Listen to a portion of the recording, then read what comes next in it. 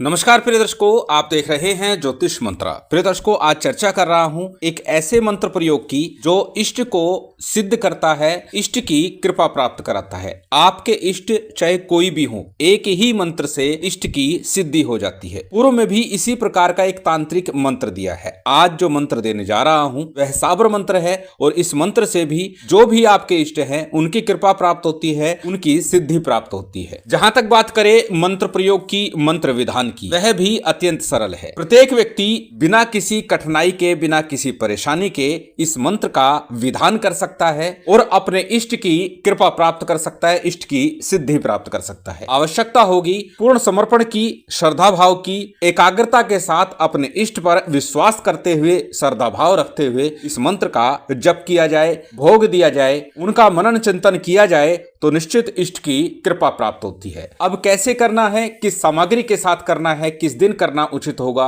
किस समय करना उचित होगा, यही सब चर्चा आज के इस वीडियो में है। प्रिय दर्शकों, सबसे पहले बात करेंगे साधना प्रयोग के लिए प्रयोग की जाने वाली सामग्री की। सभी सामग्री आपकी स्क्रीन पर लिखी हुई है। सामान्य पूजा पाठ की सामग्री, इसके साथ में आपके जो इष्ट हैं उनके निमित्त जो भोग लगता है, जिस प्रकार के वस्त्र होते हैं, जिस प्रकार का आसन होता है, वो सब लेकर के आपको ये विधान संपन्न करना है। और वैसे भी सभी सामग्री लगभग आपके पास होगी ही, क्योंकि जो आपके इष्ट है, जिनकी आप पूजा करते आ रहे हैं, उनके अनुसार आपने सामग्री व्यवस्थित तो कर ही रखी होगी। जैसे कि मान लीजिए गुरु गोरखनाथ जी आपके इष्ट है या आप उन्हीं की आराधना करते हैं, तो गेरुए रंग का वस्त्र हो या फिर पीले रंग के वस्त्र हो, साथ ही साथ माला रुद्राक्ष की हो, नवनाथ या गुरु गोरखनाथ जी का यंत्र विग्रह चित्र हो, ये चीजें आपके पास उपलब्ध होंगी। नहीं है तो ये चीजें आपको लेनी है। इसी प्रकार हनुमान जी आपके इष्ट हैं तो हनुमान जी का यंत्र, हनुमान जी का चित्र, हनुमान जी के मंत्र के लिए रुद्राक्ष की, लाल चंदन की या लाल हकीक की माला का प्रयोग किया जाता है, लाल मूंगे की माला का प्रयोग किया जाता है। तो इनमें से जो भी आपके पास हो वो ले लीजिएगा। यंत्र और माला प्राण प्रतिष्ठित ही लेनी है। प्राण प्रतिष्ठा विधि साबर मंत्रों के द्वारा मैं पूर्व में दे चुका हूं। उन मंत्रों का प्रयोग करते हुए आप अपनी माला को, यंत्र को,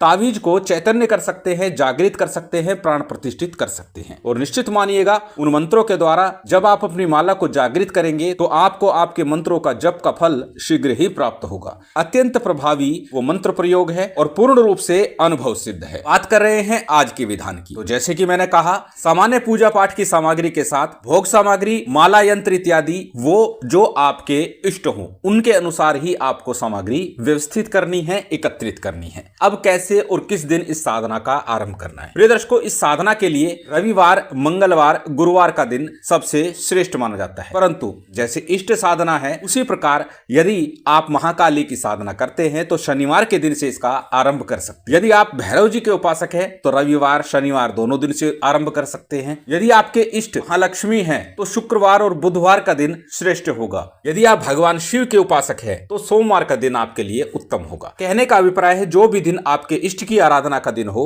उसके अनुसार आपको ये आराधना, ये साधना आरंभ करनी है। साथ ही साथ इसी मंत्र से कुल देवी देवता की सिद्धि भी होती है, पितरों की सिद्धि भी आप कर सकते हैं। कहने का अभिप्राय जिसके लिए आप करना चाहते हैं उसी के अनुसार भोग सामग्री हो, उसी के अनुसार अन्य सामग्री आपको लेनी है। अब बात करते हैं कैसे इस मंत्र का विधान करना है। प्रिय दर्शकों, इस मंत्र का विधान गुप्त नवरात्रि के समय में करें उत्तम होगा, अन्यथा किसी भी सिद्ध योग में इसका आरंभ कर सकते हैं। घर में जब भी इस मंत्र का आरंभ करेंगे तो प्रातः काल, संध्या काल, रात्रि काल, पूर्व, उत्तर अथवा पश्चिम मुख होकर करना है, अर्थात दक्षिण को छोड़ करके किसी भी दिशा में मुख करके आप इस विधान को संपन्न कर सकते हैं। सबसे पहले अपने सामने चौकी पट्टे के ऊपर अपने इष्ट के अनुसार वस्त्र बिछा लीजिए। लाल अथवा पीला वस्त्र लगभग सभी के लिए मान्य है और शुभ माना जाता है। उसके ऊपर अपने इष्ट का विग्रह स्थापित कीजिए, चित्र स्थापित कीजिए। साथ में यंत्र है तो यंत्र भी स्थापित कीजिए। यंत्र के नीचे थोड़े से पुष्प रख दीजिए अथवा अक्षत रख दीजिए। साथ ही साथ घी का अथवा तिल तेल का दीप प्रज्वलित कर लीजिए। दीपक भी अपने इष्ट के अनुसार ही आपको लगाना है। यदि देव कृपा के लिए कर रहे हैं, शंकर भगवान, राम जी, हनुमान जी के लिए कर रहे हैं तो खड़ी बत्ती का दीपक लगाना ज्यादा उचित होगा। जबकि देवी के लिए करते हैं, माँ काली, बगलामुखी, कुल देवी के लिए करते हैं तो लंबी बत्ती का दीपक लगाना ज्यादा उत्तम होगा। तो उसी के अनुसार दीपक का भी आपको चयन करना है। प्रिय दर्शकों, एक बार पुनः याद दिला दूं, सभी कुछ लिखित रूप में दिया जा रहा है, इसलिए कोई संशय हो तो लिखित रूप को पहले देख लीजिएगा।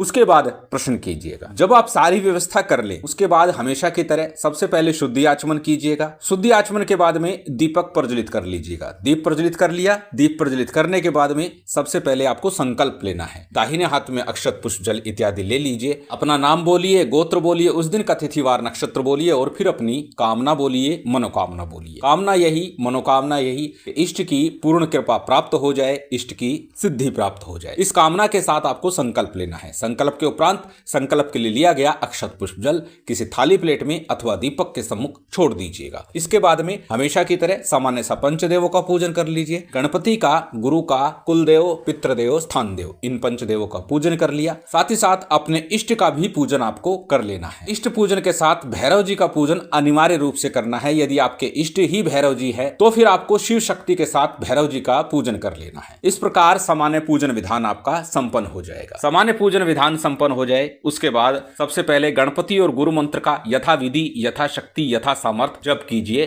11 बार, 21 बार अथवा एक माला का। गणपति गुरु मंत्र के जप के उपरांत आज का जो मूल मंत्र है इसका जप करना है। आज का मंत्र साबर मंत्र है और साबर मंत्रों की चर्चा हो तो साबर सिद्धि मंत्र का भी 11 बार जप करना उत्तम होता है, हितकर होता है, श्रेष्ठ होता है। साबर सिद्धि मंत्र एक बार फिर से आपकी स्क्रीन पर दे दिया गया है। एक बार बोल करके बता देता हूं। गुरुसठ गुरु है वीर, गुरु साहब सुमरी बड़ी भांत, सिंगी टोरो बन कहू मन नाऊ करतार, सकल गुरु की हर भजे घट्ट पकर उठ जाग, चेत संहार श्री परमहंस। ये साबर सिद्धि मंत्र है। साबर सिद्धि मंत्र के बाद ही आज के जो मूल मंत्र है इसका आपको जप करना है। मंत्र को पहले अच्छे से कंठस्थ कीजिएगा और जहां पर अमुख लिखा है वहां पर अपने इष्ट का सुमरण कीजिएगा, नाम लीजिएगा। इस प्रकार आपको ये मंत्र जप करना है। मंत्र अत्यंत सरल आपकी स्क्रीन पर है। स्क्रीनशॉट ले सकते हैं, किसी कॉपी नोटबुक में नोट कर सकते हैं। मंत्र को एक बार बोल करके बता देता हूं। मंत्र इस प्रकार है। ओम गुरु जी शिव बसे कैलाश, विष्णु बसे बैकुंठ, मेरी भक्ति शिव की शक्ति, पूजू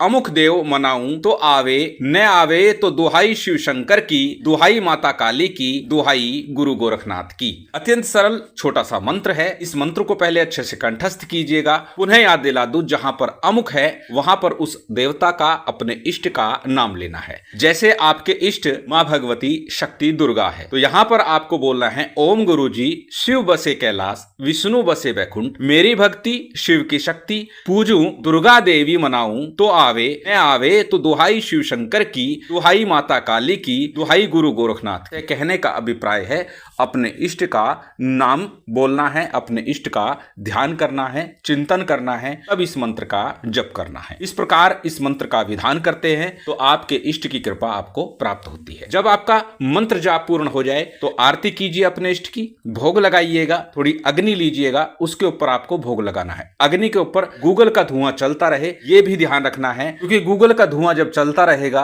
तो अनेकों अनेक प्रकार की विघ्न बाधाएं, नकारात्मक शक्तियों का हास हो जाता है और हमारी साधना को बल मिलता है। जिस अग्नि के ऊपर गूगल का धुआं चल रहा है उसी के ऊपर आप भोग अर्पित कर सकते हैं। भोग लगाने के बाद में जलाचमन कराइएगा, क्षमा प्रार्थना कीजिएगा, आसन को प्रणाम कीजिएगा, साधना प्रयोग से उठ जाइएगा। अब प्रश्न है कि माला कितनी करनी है, मंत्र जाप कितना करना है। प्रिय दर्शकों, अक्सर बोलता हूं ये मंत्र स्वयं सिद्ध है और जो स्वयं सिद्ध मंत्र होते हैं उनके लिए कहा जाता है कि किसी एक दिन शुभ योग सिद्ध मुहूर्त में कम से कम एक माला उसका जप कर लीजिए। उसके बाद नित्य प्रति पूजा के समय, संध्या काल, प्रातः काल यथाशक्ति जप कीजिएगा। इस मंत्र के लिए विधान है किसी एक दिन इस मंत्र का जप कर लीजिए एक माला का। उसके बाद प्रातः काल, संध्या काल जब भी आप पूजा कर रहे हैं तो इस मंत्र का 21 बार उच्चारण करना है और अपने इष्ट को भोग अर्पित करना है। बस इतना सा विधान है। प्रथम दिन एक माला का विधान करना है, जैसे मैंने बताया है उस प्रकार संपन्न कीजिएगा।